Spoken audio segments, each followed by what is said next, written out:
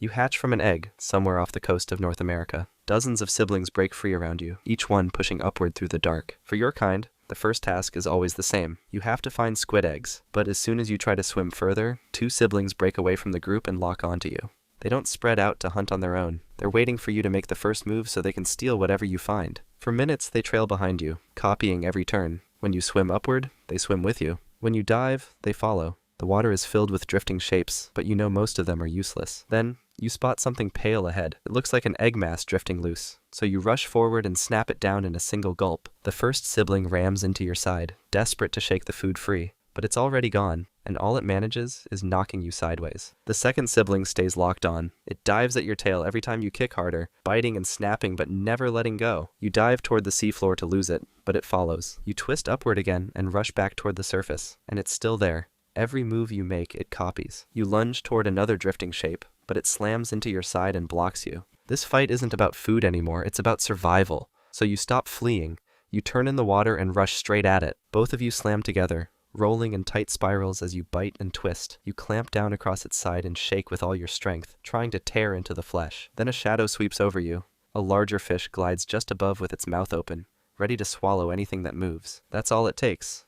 Your sibling rips free and bolts into the distance, leaving you alone in the water. You don't chase. You're still starving, and you still need more food if you're going to survive the night. Skip forward and you're 3 months old now. You drift down from the open water toward the seafloor for the first time. Rocks and shells cover the bottom, and you swim low while scanning every crack for shelter, because your species picks a good spot and lives in it for the majority of their lives. Ahead you spot a narrow crevice in the reef, and you rush forward to squeeze inside. But another young sarcastic fringehead bursts from the opening trying to defend its territory. It slams into your head and forces you backward.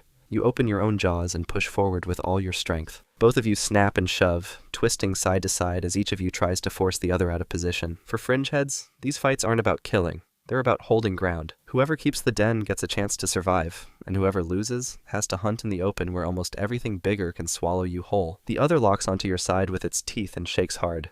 You kick free and ram it against the rock with your whole body. It scrapes along the stone but manages to slip free. You flare your jaws wide, showing the full span of your weapon, usually enough to decide a fight. It stops and hovers for a second, and then backs away. To push further would mean risking its life, so it turns and swims off. This is your first real win. You slide into the gap between the stones and wedge yourself inside. But the ocean never stays quiet for long. A fight like that shakes the water and draws in predators that know something smaller might now be vulnerable. A cuttlefish glides across the rocks with its arms reaching into your shelter.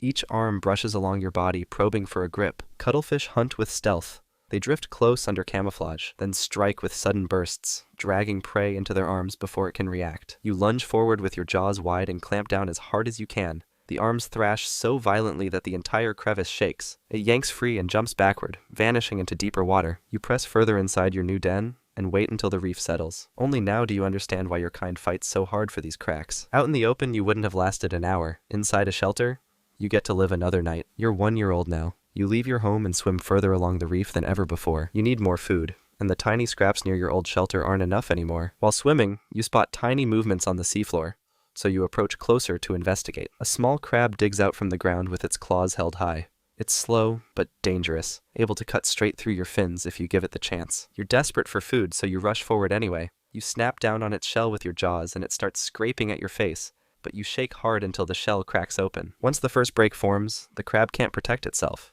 You clamp tighter and drag it across the sand toward your crevice, but then the water behind you explodes. A long shape slides out of the reef and follows with its head swaying side to side. It's a moray eel. It doesn't attack straight away. It glides just behind you with its teeth showing, waiting for you to slip up.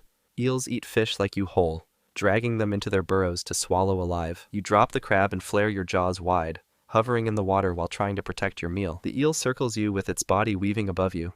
It lunges once, and its teeth scrape past your jaw, so you shove forward and snap back. The eel jerks away, but it doesn't leave. It keeps circling with its eyes locked onto you. You push forward again with your jaws stretched as wide as they can go. For fringeheads, this isn't just defense. It's a warning that says if the eel wants the crab, it'll have to risk its own life for it. For a long moment, you and the eel hover face to face, neither moving. Then it turns and drifts back into the ocean. You snap once at its tail to drive it off, Then drag the crab into your crevice and crush it against the rock until the shell breaks. You swallow fast, finishing your prize. Tonight, you manage to keep your food, but soon you'll need to defend more than a crab. You're 2.5 years old now, and something strange has been happening over the past few days. Small rocks and shells keep dropping from above your den. Sometimes they bounce off the entrance, and sometimes they land in the sand nearby, but you never see where they come from. You swim upward to investigate, but you find nothing, just reef and fish, so you drift back down, ready to give up. That's when you spot it. A mantis shrimp crouched at the base of a hole, dragging rubble out one piece at a time. You curiously hover closer. It lifts its head, staring back with eyes that move independently. You poke forward once with your jaws, then pull back. It doesn't flinch, so you poke again, almost playing with it. To you it seems harmless, more like a crab tidying its hole than a predator. Then another fish swims past. The mantis shrimp twitches once, then lunges. Its claws strike so fast the water cavitates, and the fish explodes into pieces before you can even see the blow. What's left drifts down in a cloud of scales. You freeze. In one moment, the harmless rock thrower turns into a killer. The mantis shrimp jumps from its burrow and charges straight at you. You flare your jaws and backpedal, but it keeps coming, its claws cocked and ready to kill. You twist hard, turning your entire body and escape into open water. You don't stop swimming until the reef behind you is nothing but shadow. You never poke at the rubble again, not when it might be hiding something that can break stone with a single strike. Skip forward again, and you're 4 years old now. You leave the crack you've been hiding in, and start searching the reef for a den that can hold more than just your body. A bigger shelter means safety, and it also means females. For hours, you chase small fish out of gaps and scan the walls for openings. Finally, you find a narrow crevice with smooth sides. You start dragging out shells and rocks from the entrance until the space is clear, then wedge yourself inside to test it. The fit is tight, but it works, so you hold your position and wait. Before long, a female drifts past. She circles once, and you flare your jaws wide, showing her the space you've claimed. But she doesn't stop. She flicks her fins and disappears behind the reef. Another female comes soon after. This time you snap forward with all the force in your body, but she only pauses for a moment before moving on toward larger males. You keep your jaws stretched until they burn, but nothing changes. The females aren't choosing you.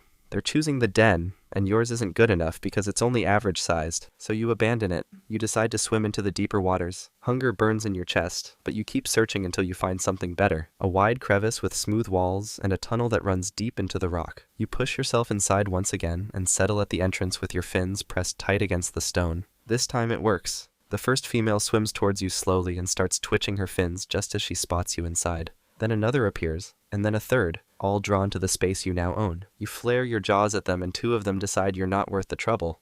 They didn't care about you. They only wanted the shelter you could provide. You let the female that stays approach closer and lay her eggs across the outer wall. You guard the entrance until she leaves, then settle back into the shadows of the tunnel. The den has given you what the open reef never could, control, and as long as you can hold it, more will come.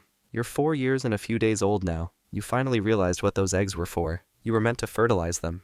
So you press yourself into the den, release your sperm across the walls, and wait. The days begin to stretch. You hold position without feeding, fanning the eggs with your fins so water keeps flowing across them. That constant current carries oxygen, and without it, the embryos would suffocate. The first test comes when a crab climbs over the rocks and starts walking straight toward the entrance with its claws raised. You explode forward and rip one of its claws free, driving it back into the sand. For a moment, the water clears again, but another threat follows soon after. A sculpin swims up with its mouth wide open, trying to swallow whatever it can grab. You slam against it and block the gap until it jerks backward and vanishes into the dark. Each day without food strips more strength from you. Your stomach hollows, your fins beat slower, and your jaws throb from staying open. Still, you remain at the entrance, treating every ripple in the water as another attack. At last, the eggs begin to break. Tiny bodies push through the walls and rise into the current. You keep your position until the last one drifts free. Only then do you slump against the stone, too weak to chase or feed. Skip forward and you're 6 years old now. Your body is scarred from years of fighting. But you still leave your den to hunt and chase a small fish. You snap at one's tail, but it twists at the last moment and escapes into the reef. The movement forces you down and you slam straight into a patch of sea urchins.